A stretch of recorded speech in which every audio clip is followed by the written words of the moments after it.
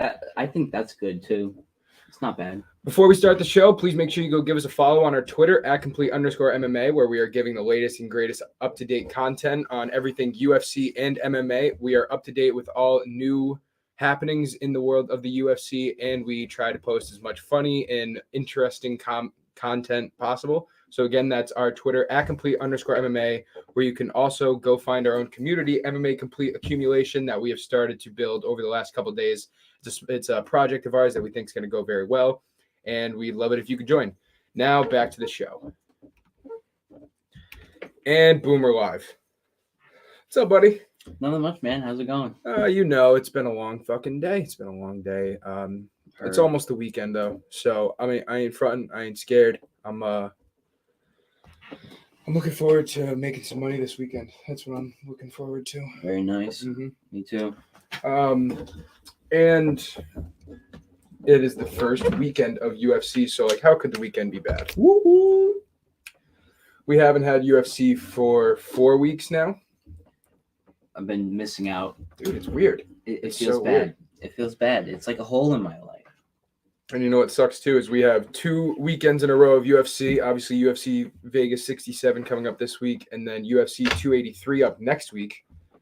First pay-per-view of the year in Rio de Janeiro, Brazil, where we're going to see 2 championship fights. And then on January 28th, my birthday, we don't even have a card.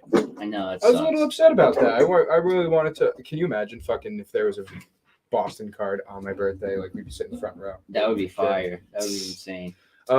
But yeah, after that, we do not miss a week of, what do we call it? We don't miss a week of UFC for, I believe, over a month. Which is awesome. Which is great. Get the dose. And I'm interested in hearing your strategy, if you have any, or if you've thought about any, for betting this year. Honestly, I really don't. Yeah. I'm going to try to watch fights more often, but there is no, I feel like, strategy here. It's just got to pick based off previous fights and how they look. That's a philosophy I'm always into. Like, Don't let the previous weeks factor into what you're going to do this week. Yeah. You know, because if you say yourself, which me and Austin have, like, I'm only going money lines, and I'm going to bet more on the money line that I'm sure of. Even if they're minus 300, like, I'm going to bet more because that's a lock. Yeah. And then I see next week that I'm like, ooh, I like these 3 picks that I want to parlay, but I just told myself that. So I think it's the right strategy to just, like, go with what your heart's saying for the week. I think there could be said about, I had a little phase this year where I was putting like $100 down on 10 different parlays, trying to just hit one. You know, maybe that's not the right idea. And I'm going to shy away from that too. I feel like if anything, I'm going to do that. Then I'd rather sprinkle money on just straight betting, just money lines. Yeah. And, you know, there was some great value on like subs, and I feel like we had a lot of good picks for knockouts or, you know what I mean? So yeah, I definitely like methods. You were hitting with the fucking round betting. And the round betting, I feel like there's a lot. I'm going to stick with that too. You're going to stick with that for main events? I think I'm going to stick with that for main events, and for heavyweight fights, I'm going to stick to over-unders. And I feel like there's a lot of money to be made in unders with heavyweights and light heavyweights. I'll tell you what, the UFC 283, the main event, Teixeira versus Hill, the over-under is 1.5. See, and that went over, smacked over, right? No, the ones coming up. The ones coming up are 1.5. That's right. The 283. The over is going to smack on them. Yeah, over is minus 140. I think we saw it. That's great. That's easy money. I know. I don't get that. And you know, obviously, it's like they're thinking Jamal Hill's going to knock him out in the first round, which is stupid because it's not happening. He outboxed Yuri Prochazka. People are very much or they're thinking, and this is more likely to me, that Glover Teixeira is going to tap him in one round. But Glover is a jiu-jitsu black belt, but he's more of a striker. That's the thing. Like, even if he gets you to the ground, he tries to box you. He doesn't go for a whole lot of submissions. I don't see it happening. I don't see it going to the ground a lot, to be honest with you. I don't either. And I think if there was one bet that I just didn't really understand, it is that over 1.5. Oh, it's even better now. It's minus 125 now. Bro. People are hammering the under. That's not happening, dude. That's not happening. There's no way. I think people are forgetting what happened in the Prochazka Teixeira fight last year. I think a lot of people are looking at the Paul Craig Hill fight, yeah, and they're saying, you know, either he's gonna knock him out or he's gonna get subbed. Like he's not gonna go the distance with Glover. This is a 5-round fight. Fighters approach 5-round fights so much more different than 3-round fights because they're going to come in and they're going to take their time and they're going to try to see what their opponent's going to do. And they're going to test distance. They're going to test your reactions. They're going to see if I come with a left, what are you going to do? Okay, now the right. And I mean, yeah, Jamal Hill's not experienced in 5-round fights, but I got to like this. This doesn't even scream. Some main event fights scream to you like, okay, this might fucking go under. Like some of them do. This one doesn't. Him and Santos, a lot of people were screaming under and that. No, I don't really remember really, kinda. But I feel like people would have screamed under and that went 4 rounds. And the thing for me is, if we look at Jamal Hill's previous resume, right? Jamal Hill 11-1. He is very good, and he's a powerful striker. Look at those 3 wins, okay? Jimmy Crute, not ranked anymore. Johnny Walker, one of the most overrated fighters in light heavyweight history. Thiago Santos is in the PFL now, and he did have a good fight with Santos. Santos actually did a lot better than I thought he would have. But, like, if he would have had 3 first-round knockouts, that would be one thing. Except he went to the 4th round with Thiago Santos. Yep. I think Jamal Hill is going to get knocked out, ground and pound TKO'd in the 3rd or 4th round. I'd say 3rd. That's going to be my official prediction. Here's the thing with me. Out of all those people, how many of them have a chin like Teixeira? Thiago Santos does have a chin. I don't know if it's quite like Teixeira's. Teixeira has a really great chin. He has a fucking iron really chin. Good chin. You know what I mean? Oven St. Preux, another one that has a great chin. He knocked him out too, to be fair to him. Jamal Hill has 6 wins in the UFC, 5 of them by knockout. It's impressive. I'm not saying it's not. It's not a bad resume. It's No. not horrible, but I don't know. Should he be fighting for the belt? It's definitely debatable. I mean, what the UFC had to do, they wanted to get a person on the belt. I get that. And there's no one really else that would have made sense. Yeah. Prochazka is injured. Ankalaev and Blachowicz just fought. Rakic is injured. Smith is getting over an injury. Yeah, at least Hill's on a 3-fight win streak. Yeah, true. So, I mean, I understand where they're coming from, I but guess at the he's same wrong. time, I agree with you. I don't think he should be there. Teixeira's getting that belt, man. Teixeira's winning that fight. Yeah, I think he is. And to be honest with you, I think that we're going to see Teixeira versus Ankalaev in June, July, something like that. And then I think Teixeira retires. Unless we hear something about Yuri that his progress is coming back better and like he could fight in December, which I don't think he's going to be able to fight in December. I have a doubt it as well. And then I think Teixeira's done. He's 44, bro. You got to throw in the towel at some point. And I mean, he's done a lot in the UFC. He's been in there for a while. He's been fighting for a long fucking time. He's been fighting since 2002. He's been fighting for over 20 years. Basically our whole lives, pretty much. He was born in 79. So he's freaking 43. Old, he's going to be turning man. 44 in October. He's old. He is old. He's very old. And look at what he was doing right up until he turned 44, man. He's Roberson, Kutelaba, Krylov, Smith, Santos, and these are the Blachowicz. top 5 people in the division. Not only that, but Beating him up. 1st round finish, 2nd round finish, decision. 5th round finish, 3rd round finish, 2nd round finish. Like, this guy doesn't go to the bell. He's a beast. He is. And let's not forget he was beating Prochazka. For 4 rounds. He was 28 seconds away from damn near being like top 5 pound for pound list. If he would have beat Yuri, that would have been crazy. It would have. And we would have been taught that he might have already faced Ankalaev. Probably. Yeah. I think Teixeira takes it, dude. I really do. I think he's just better, man. I just don't see Jamal Hill getting it. I know he's in the up and up. He has the momentum, and one shot could put him down. I get that. And it is a very real possibility because Hill does have very strong hands. I would say he has more power than Prochazka, but I would say Prochazka is a more technical striker. Definitely. And all it's going to take, Hill's going to have to throw some wild fucking strikes because Glover is a great boxer. And Jamal Hill's just got a really wide stance. He's not like super quick. Like, I don't know. It makes me think like like how quick is Glover going to go for a takedown? Because Glover in the fight against Yuri didn't go for a takedown in the first round, I don't think. No. Went for it in the second round, got a couple in the second, third, fourth, and fifth. I think he might have got a takedown each round. But like Jamal Hill is a brown belt in jiu-jitsu. Yeah. Yuri Prochazka is a green belt. He's like one below. So they say Jamal Hill is better on the ground. I don't know if that's really true. I think Prochazka is better. Hill didn't impress me because he got taken to the ground a lot by Thiago Santos, who is not a wrestler. Not very great at wrestling. No, and I rewatched that fight. Thiago Santos, arguably, if that would have went to the decision, I think could have won that fight. And he had Jamal Hill hurt quite a few times. No, I do remember that because I bet on Santos and Garth bet on Hill. And we both had parlays that all we needed was our winner to win that fight.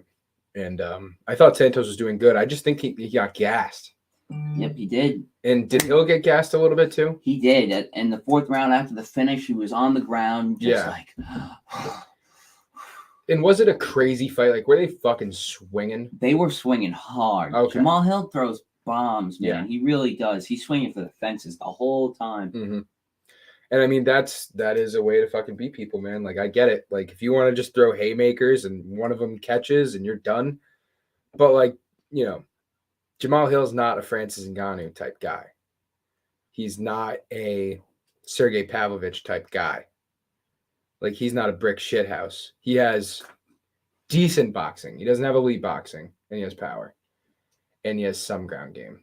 And you're going up against a guy who has a great ground game, who has great technical striking and not a lot of power. Yes, he actually has some power. He doesn't have Jamal Hill's power. So, like, I guess what I'm saying is, if you want to bet Jamal Hill by knockout. That's what I'd say. Fair enough. And I'd be interested in seeing that method. Mm-hmm. All right, let's move gears a little bit to the co-main event, to Figueiredo versus Moreno 4. And I'm going to text Garb real quick to see what's going on with him. Yeah. Because then we can get into what we really want to talk about today. Figueiredo Moreno 4, how excited are you to watch this fight? Not at all. Not at all. I got to tell you, I'm like a tiny bit excited. I'm more excited to see this rivalry end than I am to watch the fight. Yeah. You know what sucks? With a rivalry of this magnitude, watching it for as long as we have, normally it would be over GOAT contention. But they're not even the flyweight GOAT. You know who Demetrius Johnson is? Oh, yeah. He's like by far the flyweight GOAT, and I don't think he'll ever be beat. No. And by the way, I'm of the opinion that the winner of this fight will face a guy named Alexander Pantoja later in this year and fucking lose to him. You think so? Huh? I think Pantoja is the best fighter in the division. He has so many first-round submissions. It's ballistic. That's awesome. Yeah. What do you think, Moreno Figueiredo? I mean, I Figueiredo. I don't think Moreno gets it again. I think that the sub that he got was like a really good fight that he had, and he got that submission, but I don't think he's going to do it again. I just think that Figueiredo now is a different animal. You know what I hate? I wanted to go back and watch the third fight, the one that happened at the beginning of last year, because Figueiredo won I can't remember if it was a unanimous or a split decision, but he won a decision, and it was a questionable call. Like, I was watching, I was kind of like, I think Moreno won that. Yeah. And I was going to go back and watch it, but then I realized I don't fucking want to watch this fight. I know. Like, I don't care. You don't want to watch 5 rounds of that. No. And they're going to go 5 more rounds. It's ridiculous. It's just too much. If these guys, and I hate to say this, but if these guys were middleweights, and I was like, all right, maybe I'll see like a fucking knockout, I'd watch it. But there's not going to be a knockout. That's the thing, too. If you saw like a lot of blood and like haymakers and stuff like that, but you're not really seeing that. And I am someone who really loves to watch technical wrestling and good boxing, stand up and clinch work. Like, I appreciate the subtle artistry of mixed martial arts. But in this matchup, I've already seen an hour. They might as well just become sparring partners. They might as well just become sparring partners and just spar in the middle of the octagon. Like, I wonder if they're gonna like open up their own gym one day. Do you know how much money these guys have made off of just each other? That they probably will. I could definitely see that. Why not? They might as well. I mean, one's from Mexico, one's from Brazil. It's not really like they could be the Latin American gym. It's like Karate Kid, like the new show. Like Cobra Kai. Yeah, it's like for Cobra real. Kai. Dude. That's crazy. And I mean, they obviously have a lot of respect for each other, and I know they're competitive friends. I don't know if they're really friends, but I think once the rivalry ends, I think it could become more of a friendship. I think it's hilarious how much money they've just made off each other. I mean, they think about it. So That's since the end of 2020, mind you, we're in 2023 now. Yep. Davis and Figueiredo has fought 3 fights. They've all been against Moreno. Moreno's fought 4 fights. He's fought Figueiredo 3 times, and he's fought Kai Kara France once. He fought Kai Kara France at the July, August It was of right around my 2022, birthday. Yep. and he knocked him out in a really good show because Kara Liver kick. France was liver kick, yes, and Very Kara nice. France was on a roll there too. He was doing very good in the beginning of the fight. Mm-hmm. Had So- Moreno cut really bad. So like,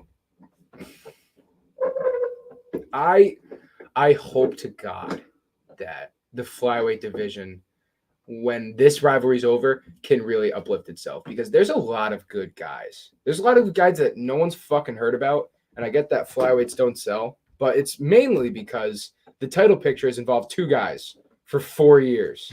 They aren't giving anyone else a chance. That's why. If we look at flyweights, all right, Figueiredo Moreno, we know. Pantoja is the one I was just telling you about. He has 3 first-round submissions against 3 top guys. Manel Kopp, the best prospect in the division.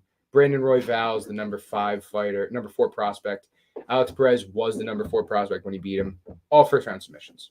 So he's nasty. Kai Kara France, we know about Kara France. Brandon Royval, we just talked about him. Matheus Nicolaus on a 3-fight win streak, and we just saw him beat the shit out of Matt Schnell on the UFC 282 card with Patty. Amir Albazi's 4-0 in the UFC. Manel Kopp's the prospect. David Dvorak's like David Dobrik, so which makes him interesting.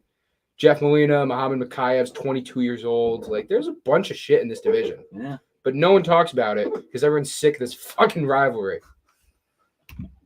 That's my 2 cents on it. Fair enough. I think Davison Figueiredo is going to win by split decision in a fight that.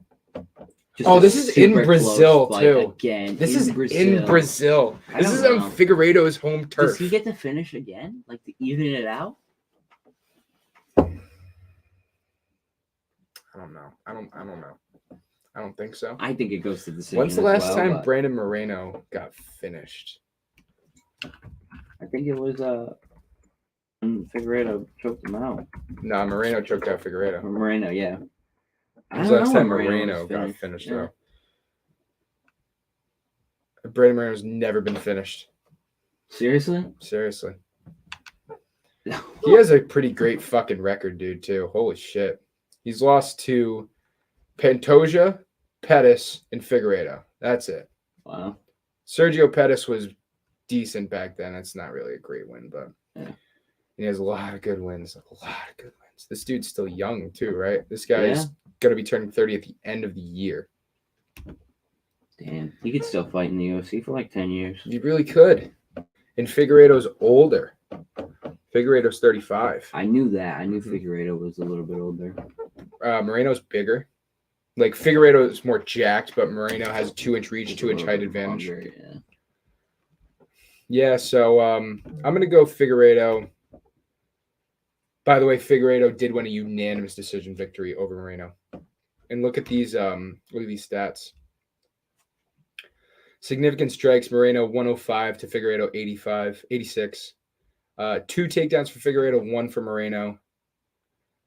2.5 minutes of control time to 45 seconds control time. The big discrepancy here is 3 knockdowns for Figueiredo, 0 for Moreno.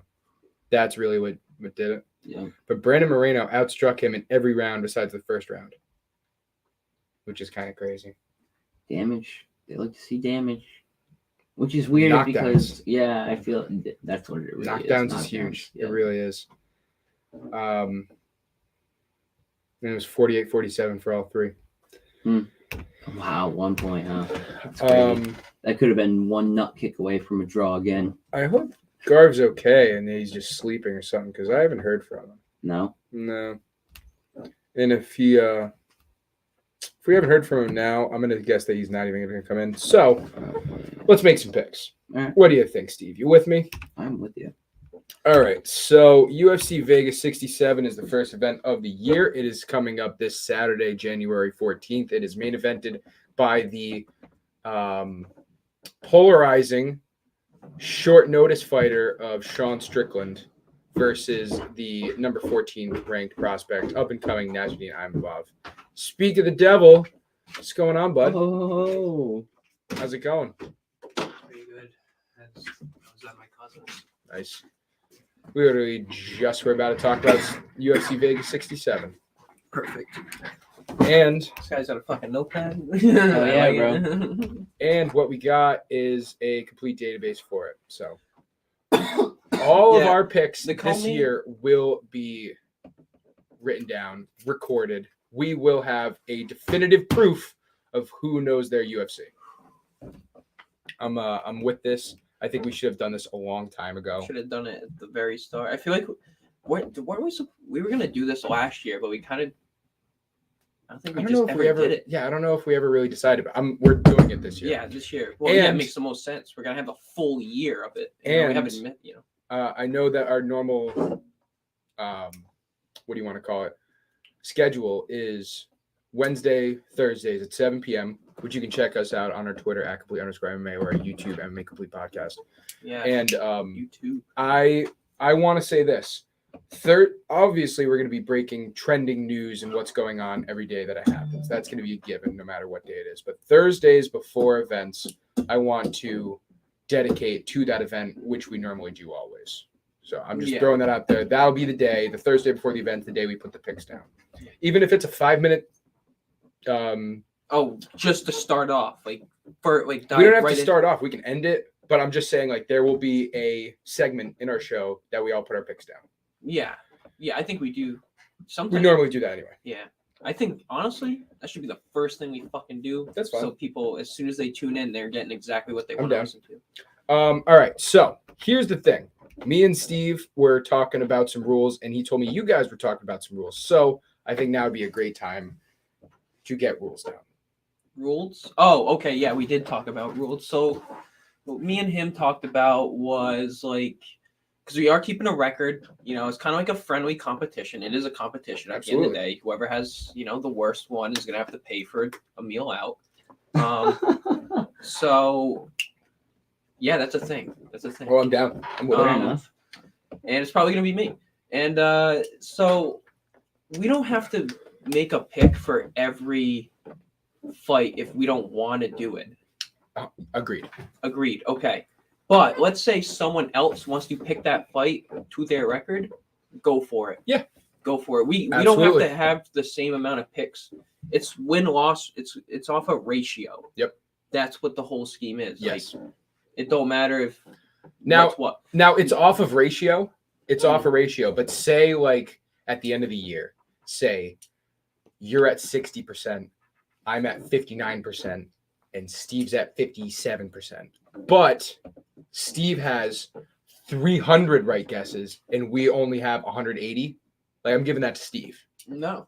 Because I if would. you I think that I the wouldn't. amount of picks also count. no, I would not agree because You don't want to weight would, that a little bit? Like no, he made because a you lot win of more picks? money if you went with my picks. That's not entirely true. It's entirely true. Yes, you could have lost. You could have lost more money. Yeah, that is true. No, because 60%. we wouldn't be looking at odds or anything. Like, say he has 300 picks that went right, and most of them are underdogs. Like, he's gonna have more if we made 170.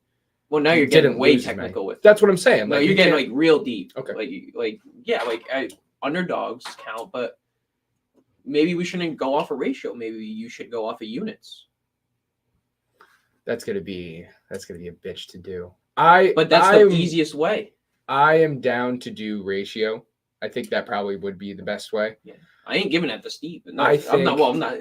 I ain't giving that to It's Steve. theoretical. Yeah, it's Steve Reticle. Yeah. I'm not giving that to Steve because Steve picked 300 more times and wanted to take the gamble and he was right 57% of the time, but I was right 60% of the time. All right, so say we're both at 60%. At that point, it's a tie. At that point, you give it to the guy that had more picks. No. All right. Because it wouldn't matter. Okay. What do you think? Because you got it. You're the middleman right now. I mean, I Just because I don't know. It depends. Like, I don't think if you pick more, you should have to win. I think that at the end of the day, like, say, like, you had more, like, if you picked less and you had more favorites in your picks, and I have 300 picks, like double your picks, and I have mixed, and we both have the same percentage, I feel like the guy with the more picks should get the win at the end of the day. Then you have to get even deep, like. But it's harder to You pick gotta more. It's like just harder minus to keep 900. It's harder to keep the ratio the same when you're picking. That's what I'm saying. Harder. That's why you need to do units. I feel like that's just me. I don't know. I would be interested in talking about that at a future date. I do know that for the next 2 weeks, I will not be recording units or underdogs favorites, anything like that. I just am recording if we're right or wrong. It's a lot of work to do that. I'm fine with just doing the ratio. And if we want to just call it straight down the middle ratio, Yeah. percentage of picks, who has more right, I'm okay with the that. odds of us getting a tie are anything. so slim, bro. That's what I mean. You know what I Like, mean? that's what I also like. It's never gonna happen. So That being said, I feel like that's going to discourage us from making more picks, though. I don't know. Do you guys think like that at all? I'm gonna pick as many as I can. The only ones I'm not gonna pick is who I don't really like and who I don't really know. And all right. So here's my second and third rule. Yeah, can I say my second Sure. rule? You always have to pick main card. I have don't to want to pick- do that. I spat that to him a little earlier. I feel think like we you should always have do the to. main event. But there's going to No, be you should some always do there's main going to be card. some fight night main cards where we look at some guy in the main card, we're like, who the fuck's that? I feel you have to do the main card, just because that's what everyone wants to watch is the main card. Like that's what I was hitting to him. I don't want to do that. I don't want to do because then we're doing like 8 picks a fight night. Because there's going to be some on the prelims too. Like I wrote it down as you have to put at least 4 picks on 4 picks for a fight night at least. You have to do the main card. 5 picks for a pay-per-view. You have to do the main event is what I meant. Those are the rules that I was going to ask to see what you guys think. I don't know, man. Doing an entire main card for every single event, there's going to be some events that we just don't get right at all. Yeah. And yeah, this is but supposed that's to the be whole point. That's the whole point of I this. don't know. What do you think? It's hard. I mean, we can do it. You can totally pick. Fifty- If you 50 say you games. want to do main card, Yeah. you're the deciding vote, and I'll shut the I fuck thought up. I thought we agreed on this yesterday. Yeah, I mean, but I like having the option is the problem. But you know what? I say Let's do option it. for the Let's do every main event. option Every for main the card. Yeah, let's pick them. I think do the it. option for the prelims is very because like sometimes like we don't even know these guys. Like, But he's saying that about the main card too. There's gonna be 1 or 2 fights where we don't even know the people on the main card. There's going to be some fight nights that one of the guys in the co-main, the main event fighters, and then the rest of the fight, like there was fighters that got injured, the fights got postponed, people Yeah, missed but weight, and there's like reason 3 why they're fights on- we don't know shit. And it's like, But if you want to do main cards, and you guys just said well, you I do, don't know. What do you we can think is do it. more important, the main card or prelims? That's why I'm saying I want to do 5 picks throughout just the whole thing. throughout the whole 4 fight for card. fight night, 5 for main event. I like that. I like that. Or more. Like that's a minimum. If you have a fight night like UFC Orlando that happened a couple weeks with the Kevin Holland, and you want to do 9 picks for a fight night, fucking go ahead. We're making this way more. I was just thinking, we're making this way more harder than it actually is.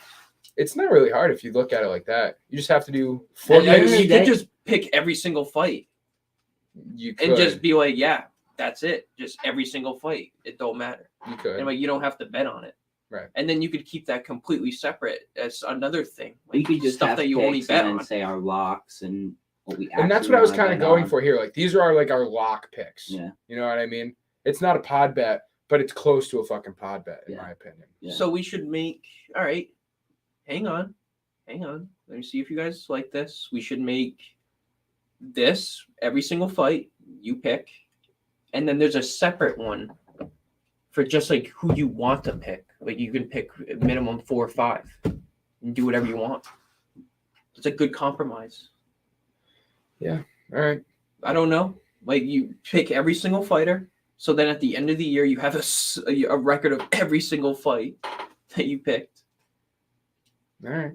and then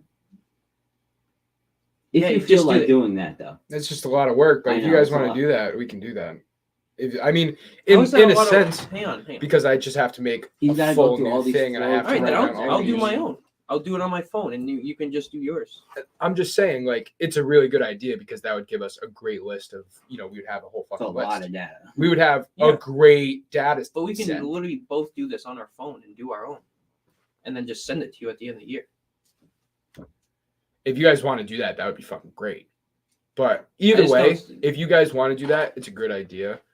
And I would love to do that. So I'm not trying to be like, let's do it this way. I really want to figure out what we want to do. I want to know. I just want to do it the best way. That's what I want to do. And there's going to be some events like Like it's not hard to just type in the person's name and then if they won or not. okay, then we can do that. Is it?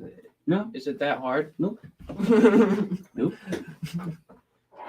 So let's go over our picks for this weekend. Let's do it. And so pretty much the only rule is the loser has to pay for the meal. The last So- supper, we can call it. So starting at the prelims, first fight, Charles Johnson versus Jimmy Flick in a flyweight fight to start off the year. First UFC fight of the year. Should I write it down on the clip? Nah, you're fine. Because I have this posted on the StreamYard anyway. It's showing up the big board of what we're gonna do. Do either of you care to put a pick on this event? Or are we're just gonna say we're gonna pick them all, right? We got to do, yeah. Okay. Let me set this up now.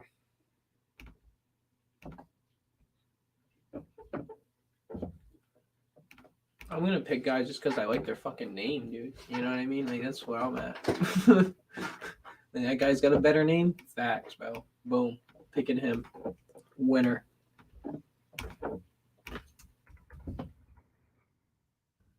All right, so Charles Johnson versus Jimmy Flick. What do you guys got? I'm going to go with Charles Johnson. I'm going to tell you why. He's minus 340. That's it. Steve?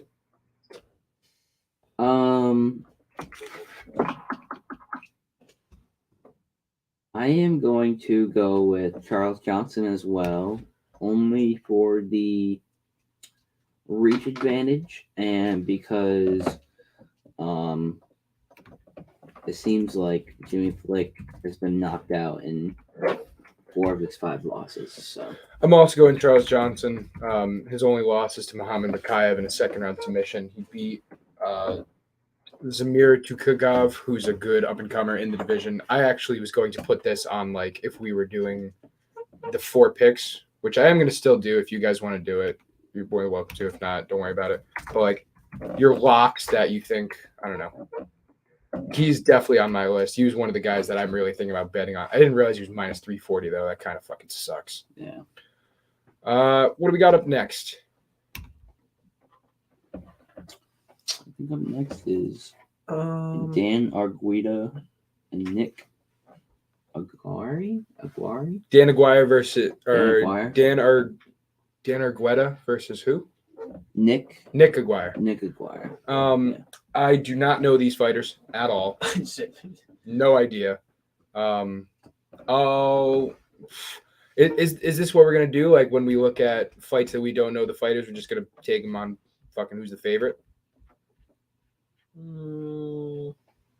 Like what else do you do? yeah, well, we're gonna have to. He's not even on the sports book. That's what I mean. I was just looking at things. All right. Aguirre. Fuck it. I'm gonna go Aguirre. He's Yeah, 7-0. I don't know. We might just have to research a little bit before we go on the pod. Who are you going with? The only thing is he has no data on ESPN. Like I can't Is it his first fight?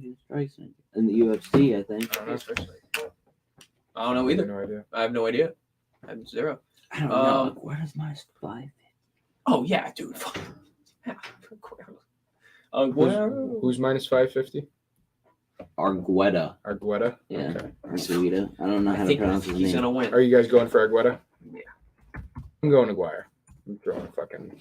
He was on a He's fight 7-0. night versus He's 7-0. Volkov and Rosenstrike. And he lost. What is up next? Oh, There you look up the fight night. Alan Nascimento versus Carlos Hernandez.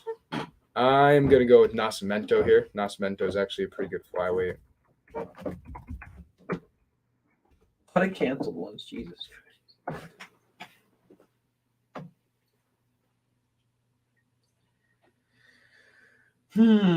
So Alan Nascimento, they're at 31, 125, 2.5-inch reach advantage, 19-6. Carlos Hernandez, who's 8-1, 2.5-inch reach disadvantage. Anything could happen at flyweight, I feel. I don't know, man. I like the 2.5 reach for Nascimento. Nascimento's a little bit more experienced. Plus 280. Hernandez is new in the UFC. Yeah, 8-1 though. Oh yeah, Nascimento's -360. Yeah. There's a lot of big favorites on this card, by the way. Yeah, dude. A lot. We just all go with the big favorites. I'm not all gonna go with the big I'm favorites. Huh? debating going with Hernandez. For this card, I am. For this card, I'm taking all the big favorites. Are you really? In particular. Alan, And it's not because they're favorites, it's because I think they're actually You're going to win. winning, Yeah. But we'll get to those when we get to them. 2.5-inch reach, both 5'7", 125 pounds. Allen's obviously got more experience. I'm just gonna go with Allen. I think that's just a safe bet. We got Steve. Steve. I'm gonna go in with him as well. Nascimento. Man, we're Reach fucking advantage. we're going at it right now. All right. Next fight, I believe, is Javid Basharat. It is. No, it's not. I am wrong. It's Matus Rebecki versus Nick Fiore. Okay, Nick Fiore. So, Went to school with a kid named Nick Fiore. Shout out Nick Fiore. A lot of Nick Fiore, I think. Nick Fiore, and this is the guy in the UFC, not the kid we went to school with. Plus 6-0. Yeah, Nick Fiore is plus 550. The other guy's 16-1. 7 day I notice or whatever. still want to go with Nick Fiore. Short notice. I'm still going. Fiore is on short notice. That's Hang on. Me and Steve were talking about this. There's 2 fights that we're They're Barcelos massive favorites. is plus 600, Mhm. and this guy's plus 550. I think one of these guys wins. One of them. I think that Fiore has a better chance. I think that He's Barcelos. 6-0. I would put $1,000 on Umar Nurmagomedov to win 100. That's how confident. No I am Khabib, that no Umar Khabib Nurmagomedov. anymore. Umar Nurmagomedov. Umar Nurmagomedov. It's gonna happen. All right. I'm gonna take Nick Fiore. I don't care. What are we saying, guys? I'm gonna take the other guy. Rebecki. He's 30, 16-1. Oh, wait, whoa. Nick Fiore has a 6-inch reach advantage. Knew it. That's why I picked All right, Nick Fiore. 100%. You're That's why. serious? Nick Fiore, No, hold on. Wait a minute. 65% chance. Zach, I'll repeat it till the day I fucking die, Zach.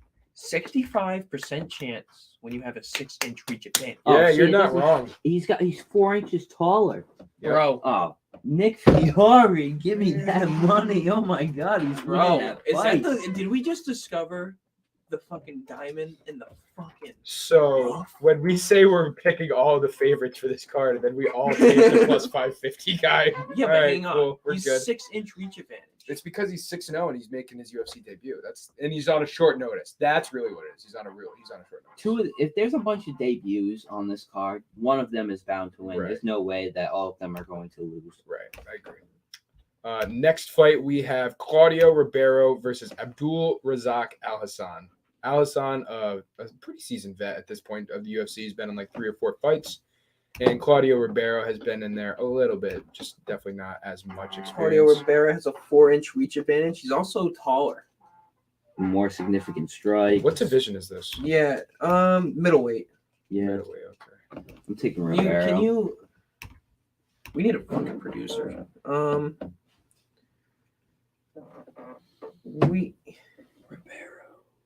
I'm trying to find. Al Hassan has lost 4 of his last 5 fights. He lost to Joaquin Buckley, Jacob Malkoon, Chaos Williams, and Martin Lazaz. And he beat Alessandro Di Chirico, who was actually a decent win. Claudio Ribeiro is making a second fight in the UFC. He's only ever beaten a guy named Valenzuela. I have not heard of Valenzuela. I'm gonna go Ribeiro. He's the underdog too. He's minus 105. Give me the measurements again. Do you still have that? 77-inch reach. 4-inch reach. 77-inch reach advantage? No, That's a pretty big reach That's what we advantage. do. 4-inch reach. He could- 77 he inches could hit him. versus 74. He could hit him outside the octagon. Or 73. He could 4-inch reach. reach over 4-inch the reach for fence. Ribeiro. 4-inch reach. That is a good reach. I'm gonna And go he's with taller. Al He's Hassan. 3 inches taller, and he's got 9.6 significant strikes landed per minute versus 3.1 for Al Hassan. Damn. That's Now- a good now- fucking That's metric. a Steve. Now- lot. That's That's a a lot. good- Here's the thing. Where'd you find that? Here's the Yes, thing. man. But he's only had 1 fight. So did he have 1 fight that Lasted 1 round, 2 rounds. you know what I mean? Yeah, So let's fair look this guy up real Yeah. quick. But the guy he's facing last whatever that's 5. It was in the Dana White Contender Series, And and it was in 25 seconds. Okay, so he had 4 strikes. He hey, might win that fight. I think he's still winning that I fight. think he's winning, Yeah, dude. I think he's winning knocking that this fight. guy's out, Yeah. dude. I think he's winning that fight. I got to tell you, that makes me want to pick Alhassan more because I think Alhassan's very experienced. I just want to see how dominant this knockout was before I say that. You just said it.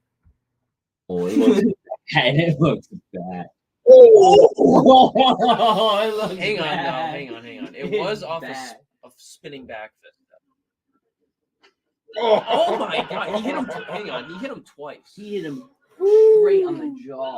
Bro. Left hand, left hook. Damn.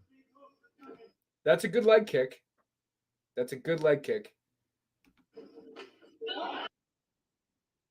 Wow.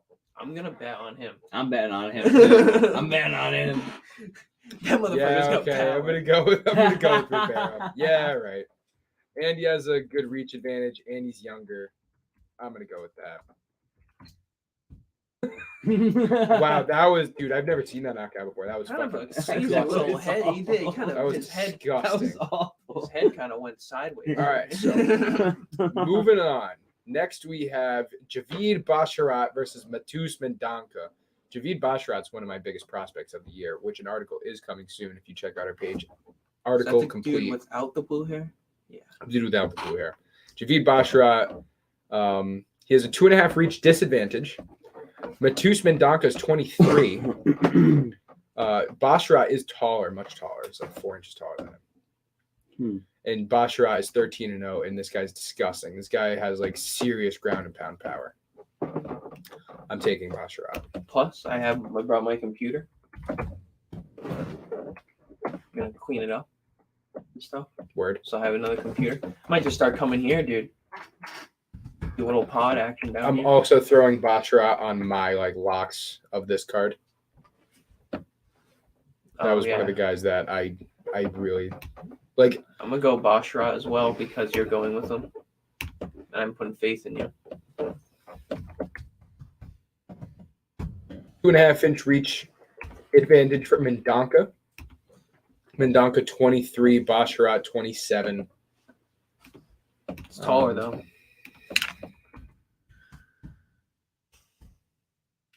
Let's see if we can get some records on these guys. I don't know. The only I thing feel is, like I actually did put him up. Mendonca had 1 fight on the Contender Series. I You're did putting him see- as a lock too, huh? Yes, I am putting him as a lock. Where is he on this? I know I have him on this. Oh, here he is. He's beaten Trevin Jones and Tony Gravely. So that's 2 very decent wins. Damn, who's this? Oh, and Mendonca. Basharat, right? I'm Basharat. And Mendonca's on a short notice. as well. Hmm. As far as short notice, I think he's still got like a month. So I mean, it's not really short notice. It is, but it's not like crazy short notice. You all right? Like that tweet. Mendonca had a TKO Or Yuri. in less than a minute in his last Dana White Contender Series fight. Can I watch that really quick? I don't see. This is what makes me think like we can't put that much faith into Dana White Contender Series. You know what I mean? It's very can't- true, but I just want to um, see the knockout because if it's not super ferocious, then Was it like against Christina Aguilera? Is that what that just said? Christian Aguilera? no, I cheat. All right. What did you say it was a knockout? Yeah, in less than a minute. It was a quick one. There it is. Ashik Hajim. Wrecks him. That's a tough name. This isn't gonna give me the video. is it? Seriously. Okay. Oh, there we go. Yeah, that's not that nothing. impressive. No. All right. I'm taking. Yeah. I'm taking. What's Baccarat. that guy's line that you just said? Clean sweep for Bashara. Yep. We're doing clean sweeps all the way around. Yeah. Yo, we No, going we're not. undefeated. No, we're not. I picked Oh yeah, you picked that one. Aguirre, and you guys picked Argueta. That's Oh. the only difference. Fair enough. Let's go, Steve. Let's go undefeated. Fuck you, Zach. Up uh, next is the main card pick. Bashra minus 340. First one is Umar Nurmagomedov versus Raoni Barcelos. If either of you pick Raoni Barcelos, you can get the fuck out. See ya, bro. I'm not picking him. Yeah, okay. I am picking Umar Magomed. Not putting him on a ticket. Out though. of I am I'm not not betting putting on him on a You ticket. can not put him. betting All on right, it. put me on Do a lock. not bet on that man. Lock me up, and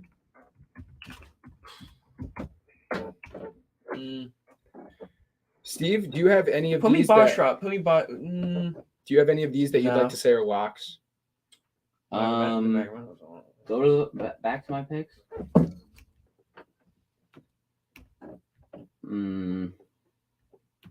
Oh, better, yeah.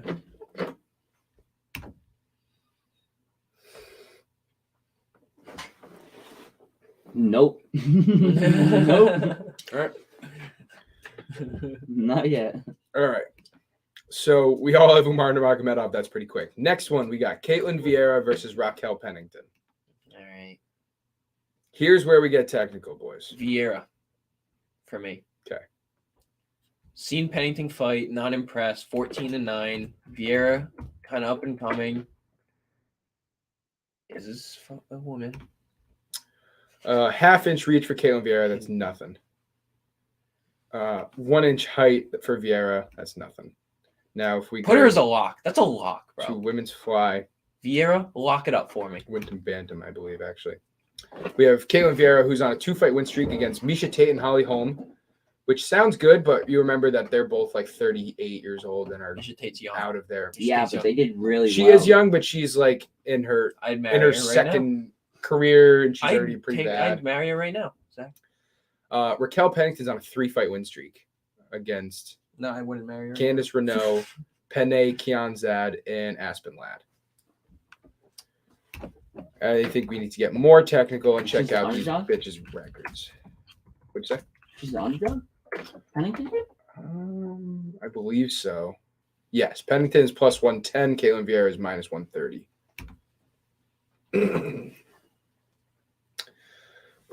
Oh, I missed a fucking fight in here. Oops, that's not good. I was gonna say I thought Bashra and no, you went over Bashra. and No, Mendonca? I missed a fight in Raquel Pennington's record. Oh, Raquel Pennington's on a 4-fight win streak, which is better against Marion Renault, Panny Kianzat, Macy Chasen, and Aspen Ladd. That's pretty good. Kicked the shit out of Aspen Ladd. Did very well against Macy Chasen. Had a close fight with Kianzad.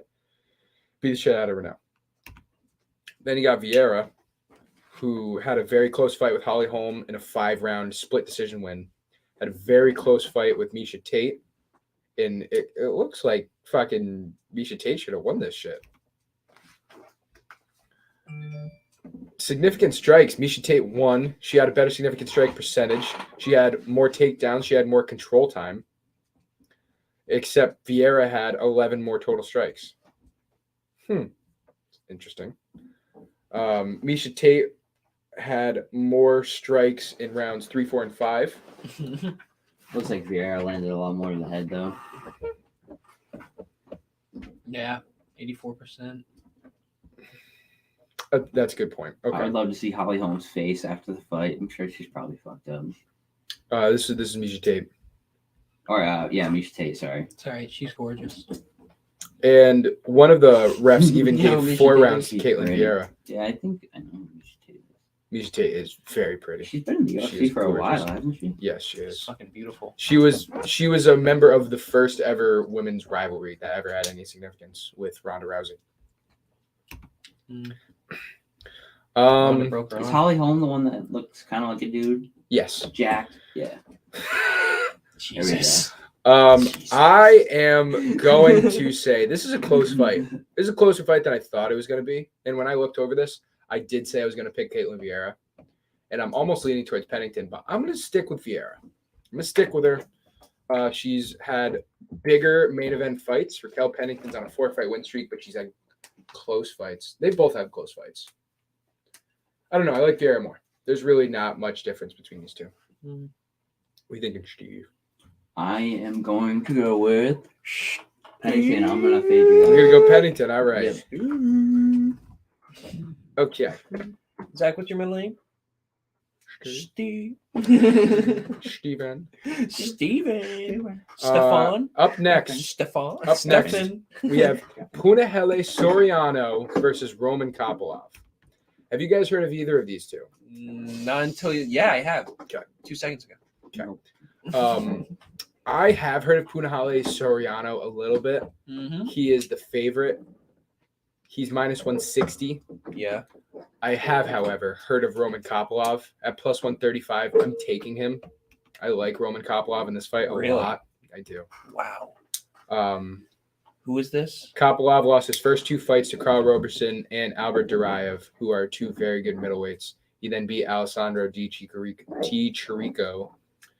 And he's facing, who the fuck did I say he's facing? Soriano. Yeah, Soriano. Soriano. We just watched Soriano fight not too long ago. Where the fuck is Soriano? Do I not have him? Oh, okay, here we go. He beat Lungiambula. Who is that? Who got dropped after the UFC right after it happened. He lost to Nick Maximov and Brendan Allen, 2 good losses. Brendan, yeah. Roman Kopylov, I just think is fucking vicious, dude. This is a guy, like, he lost his first 2 fights to good fighters, and then he got a really good fight against Di Chirico and looked like a savage doing it. Soriano has some good wins, though, too. I'm not going to lie. Dustin Todorovic and Lungiambula are pretty good wins. And those 2 losses are better opponents than Kopylov's ever fought. Yeah, like Brendan Allen's what, top 15? No, top 23, I would put him. I don't know if I'd put him top 20.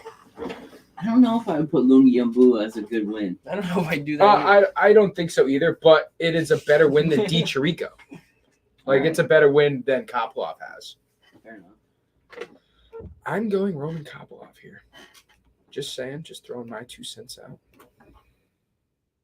Oh, Whoa, whoa! Formatting. Jesus. Formatting. What are you trying to do? Formatting.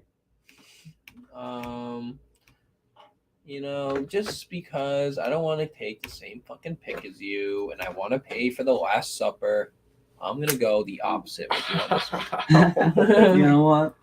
I was thinking the same. I'm Going going to Soriano? I am going to go I'm gonna go Soriano.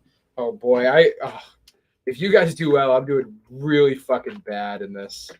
What do you mean? You have 2 different picks. I have Aguirre. I have Kopylov. Is that all I have? Is 2 different? Yeah, that's All right, it. cool. Then yeah, well, Yeah, we're gonna Still. do better than you. one of us is going Either you or undefeated. you're doing One of better us than is going undefeated. One of us. Yeah, I say that every That's what that's what's gonna happen. Some of every us. pick I make. I'm like, they're all winning. They're all winning. Dan Ige versus Damon Jackson. Co-main event. Co-main event. Dan Ige on his way out of the top 15. He was top 15 for a while. He's lost 4 of his last 5 to Calvin Kattar, Chan Sung Jung, Josh Emmett, and Mavsar Evlov. You lost to Josh Emmett. Yes.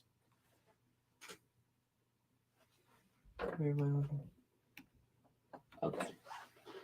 That's It's some really good losses. Bro. It's really good loss. Really? The Chan Sung Jung loss. Listen, I'm not a big Chan Sung Jung fan, and he got kind of picked apart by Jung. So that's like Who's take it or the leave guy it. that he has a win against? Tucker. Gavin Tucker is. Have you heard of him? Yeah, just now. Exactly. He's not really anything. Bro, how and did he is face fighting- Qatar? Did he step in? No, he used to be like top 7, and he's just lost like every fight since. All right, Basically, I'm going Dan Ige, brother. His opponent Damon Jackson. Where do we got? I know I have it. Oh, hang on. Dan Ige minus 120. Damon Jackson's Jackson on a plus 3 Jackson. right there. He's on a He's on 4-fight win streak. 4-fight win. No, he against. just lost. He just lost. He was on a 4-fight. Just lost Really? to Deporia. That's what it says. No, Right there. no, Yeah. no. What's This that is red? the No, oldest. that's his first. This fight. is the oldest. Poirier is the first fight that he Oh, lost. All the I'm way to looking the at it left is wrong his favorite. way. Is the win. For Okay. months, I've been looking at it the wrong way. These are the most recent fights. The ones to the left here. Yeah. So he's on a 4-fight Damn, win streak. Jack, you gotta tell me. Pat Sabatini, Dan Argueta, who's in this card, Kyle Rosa. Those are all good fights. Let's look at some measurables here. We got same reach. Damon Jackson's a lot taller though. Tell me. You know what that means. You know who I'm That's all it's all about. Like 40. No. Damn. Well, no, 4-fight win streak. He's taller. He's on the up and up. He's winning. He can win by knockout and by submission. Yeah, he's winning. His takedown defense is poo-poo chew. What? Yeah, but Strikes landed per minute 2.65. That's all kind of slow, man. what is Alright, what Damon is Jackson. what is Damon Jackson. Dan Ige. Yeah, let me see Dan Dan Ige. Ige, we got better takedown defense, more strikes landed per minute. Dan, what's his name? He's 2 inches shorter. But when you look at his dude, he's faced way better competition. I'm gonna go Dan Ige. Dude, we're in 2023. That's so crazy. It's so fucking crazy. Can you scroll down a little further? 22-second win though. Hang on. How do you win by 22? Dan 50K Ige. I like that That's a nickname. good nickname. Where do you see a 50-second win? 22 seconds. Oh, 50-second right here. Yeah, Yep. 22 seconds. 22-second. Yep. KO. So really he's lost. I mean, 22 He had a good seconds. I fight don't against count Qatar. He kind of got beat though. One punch Chan Sung knockout. Jung fucked him up. One punch knockout. I mean, I don't really count those. Damn. He went to decision with all 3 of these. He goes to a lot of decisions. Maybe that's the bet to make: Damon Jackson versus Dan Ige. over Fight to go the Over. distance. Yeah. I'm going Ige. I've seen enough. I'm gonna go Ige Personally. because of the tougher competition, even though it's a really, really close fight. I'm going Jackson. Action Jackson. Action Jackson. Fuck, dude, I'm tossed. All I don't know right. either of them. That's why I'm so tossed. I don't Main know. event. Main event. Main event. Sean Strickland coming in on 5 days' notice versus Nasruddin Imavov. Sorry. No, you're good. Might as well. Sean Strickland. Sean Strickland. Lock it up. Put it in the lock You section. know, the more I watch, the more I'm trying to pick Sean. I don't really know. I'm kind of torn, Give me Sean. Give me him. but Sean Strickland by decision. It rhymes. Sean Strickland by decision. Let's look at some measurables here because I have a feeling Steve is not ready to make this decision I yet. am not. No. 1 inch reach advantage for Sean Strickland. 1 inch height advantage for Imavov.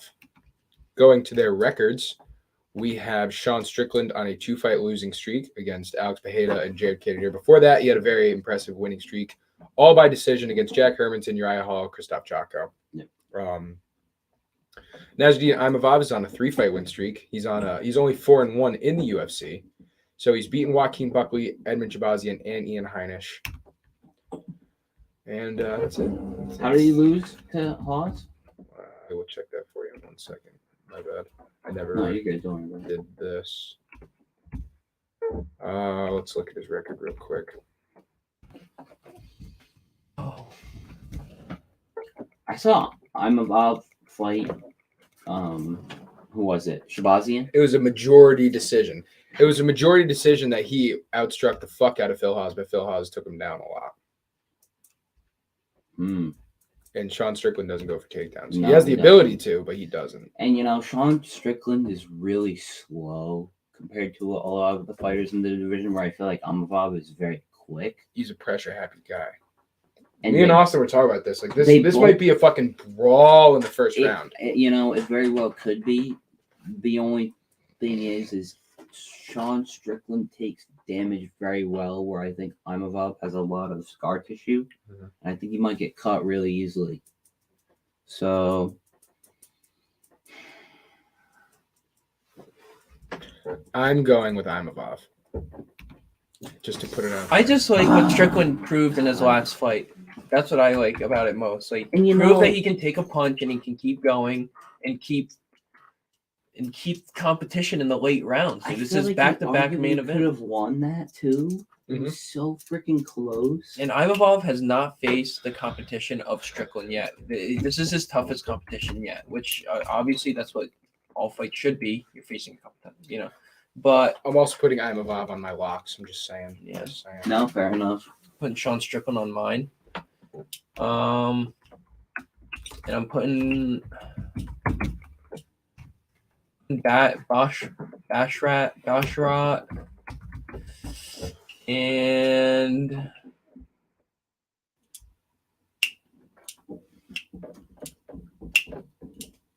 Johnson.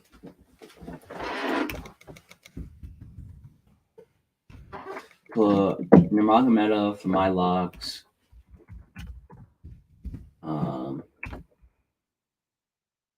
And then give me Imavov as a lock. As a lock? Yeah, It's a long pontification on a lock. There. long punt. And then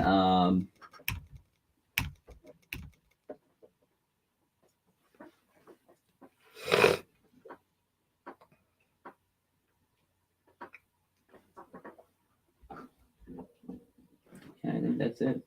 Okay. Well, there you have it. The first of many, boys. I thought you had to do at least 4. Oh, do I have to do 4? Well, that's what we had said, and then we all said right, we might let me not do that even. then. All right. I'm gonna pick Bashara as a lock too, and